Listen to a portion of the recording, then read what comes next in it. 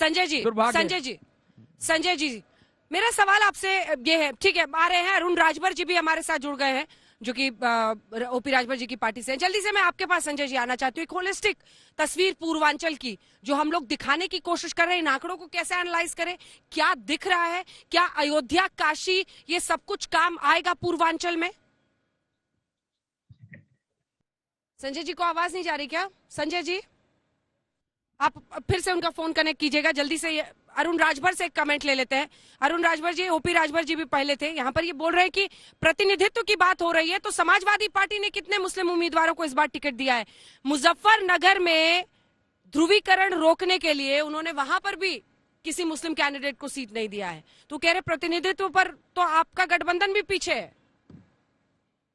Mister Rajbhar, देखिए, उत्तर प्रदेश में जितना हमने सामाजिक न्याय का स्थान हमने दिया है, उतना भारतीय जनता पार्टी ने नहीं दिया। उन्होंने तो अपराधियों को टिकट दिया है। 100% टिकट में 99% अपराधी भारतीय जनता पार्टी लड़ा रही है। और हमने सामाजिक न्याय के साथ साथ हमने हर समाज को टिकट दिया है। हमने बंजारा को टिकट दिया है, अरकवंशी को दिया है, राजभर को दिया है, चौहान को दिया है, यादव को दिया है, मुसलमान को दिया है। सारी सीटें एक समाज को नहीं दिया जाता है। समाज में सबको न्याय देने के लिए सबको खुद भी टिकट लिया है, ये भी तो बता दें। परिवर्तन किया जाता है। और माननीय अखिलेश यादव जी और माननीय ओम प्रकाश राजभर जी सामाजिक न्याय की लड़ाई लड़ते हैं। बहुजन समाज पार्टी की तरह भारतीय जनता पार्टी सहयोगी बन के काम नहीं करते हैं। उत्तर प्रदेश में 300 यूनिट बिजली फ्री। सहयोगी कौन था? बहुजन समाज पार्टी थी या भारतीय जनता पार्टी के आप सहयोगी थे अभी शासन काल में? जब मलाई खाने का टाइम आया तो भारतीय जनता पार्टी को ज्वाइन कर लिए और अब समाजवादी पार्टी के साथ चले गए। आप लोग सिर्फ सत्ता पाने के लालच में आप लोग और टिकट पाने के लालच में इधर से उधर जाते हैं। आराम से। मुसलमान भी जानते हैं। उत्तर प्रदेश अरे राजभर जी, और उत्तर प्रदेश के हर वर्ग के लोग जानते हैं कि भारतीय जनता पार्टी का, बहुजन समाज पार्टी का टिकट भाजपा बांट रही है ना। बता एक सेकंड, दागी उम्मीदवारों की बात हो रही है तो वही कहावत याद आती है कि चलनी दूसरे सूप के, जिसमें खुद 72 थे छेद। अरे प्रभु, आपने तो जेल में मौजूद लोगों को टिकट दिया है। पार्टी में है समाजवादी पार्टी ने जेल में, और एक नहीं, हाँ, जेल में मौजूद लोगों को टिकट दिया है कि नहीं गठबंधन ने, समाजवादी पार्टी ने? आप बताइए, भारतीय जनता पार्टी ने संगीत सोम को टिकट दिया है कि नहीं दिया है? भारतीय जनता पार्टी एमएलसी बनाती है ब्रिजेश सिंह पर, तब आपका सवाल नहीं होता। हाँ ठीक है, लड़ाई कीजिए किसकी शर्ट ज्यादा काली, तब सवाल नहीं खड़ा होता है। लड़ाई कीजिए किसकी शर्ट ज्यादा काली, यही लड़ाई है आप लोगों की। देखिए, आपसे पूछे आपके बारे में, आप इनका रिपोर्ट कार्ड लिखिए, इनसे पूछेंगे ये आपका रिपोर्ट कार्ड लिखेंगे। ये तो हाल है इस देश की राजनीति का। संजय जी, पूर्वांचल पर एक होलिस्टिक एनालिसिस आपसे समझने की कोशिश कर रहे थे। इन नंबर्स को हम किस तरह से देखें?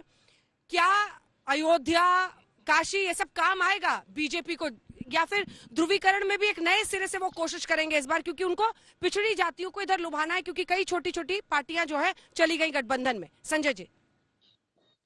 अंजना जी, जो आंकड़े आपने दिखाए उसकी अगर मैं एनालिसिस करूं तो ये बताने की हम कोशिश कर रहे हैं इन आंकड़ों के जरिए दर्शकों को कि पूर्वांचल का महत्व यूपी की राजनीति में क्या है।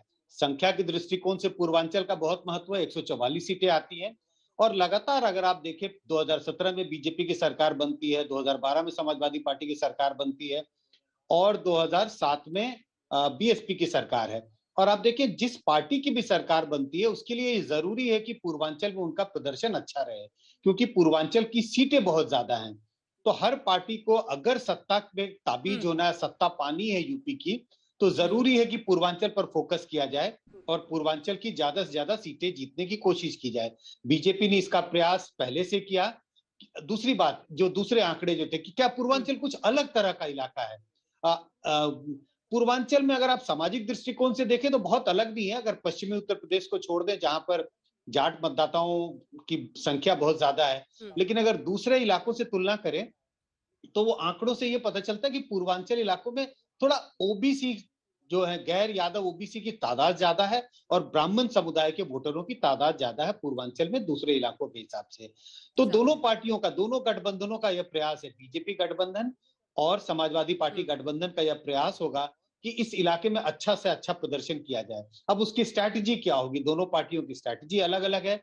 दोनों पार्टियों ने पहले गठबंधन जरूर किया।